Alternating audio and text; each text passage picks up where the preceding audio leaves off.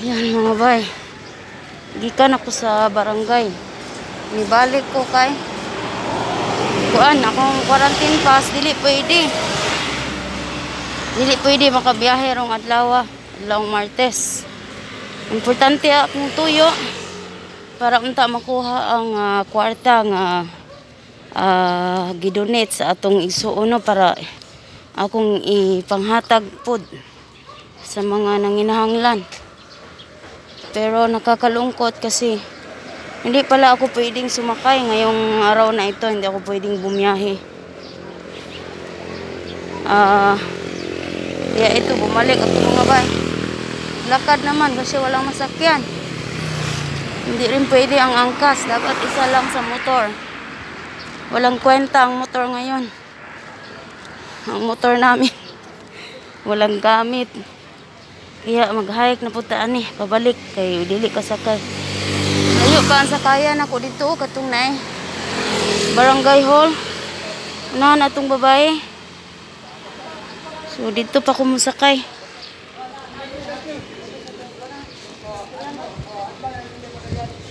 Pero wala ko kabalo nga dili day makasakay. Balik ang pobre. Gahapon wala sab ko nakadayon. Adlawng Lunes kasi walang masakyan. Tagal ko naghintay na masakyan, walang masakyan. Kaya ngayong araw na to nagbakasakali naman ako. Ayan, ito po yung Petron. Pinakamalaking Petron dito sa Ibo. Dito ako sa Ibo mga bay, naglalakad ako babalik sa amin. Kasi hindi pwede yung last number ng aking quarantine pass. Kahapon pa daw yun at saka bukas. Pero lahat po ng sasakyan dito ay libre. Wala pong bayad.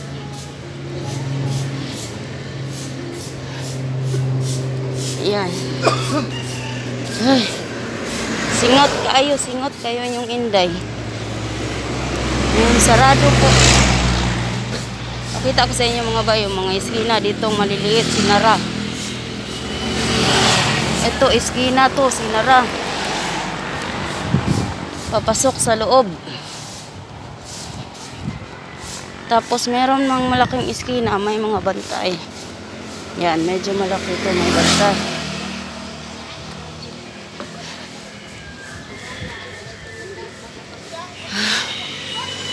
Yung singot. Baklay, Inday, baklay. Ayan. Ito, iskina dito mga bay, sinarado din.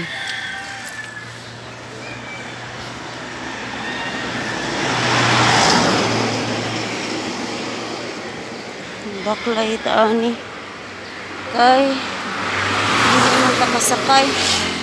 Ito, iskina rin to, sinarado.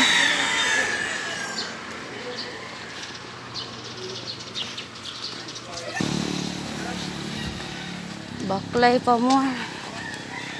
Baklay pa mo mga kapatid. Naging bigo tayo sa 2 araw. Bukas muli.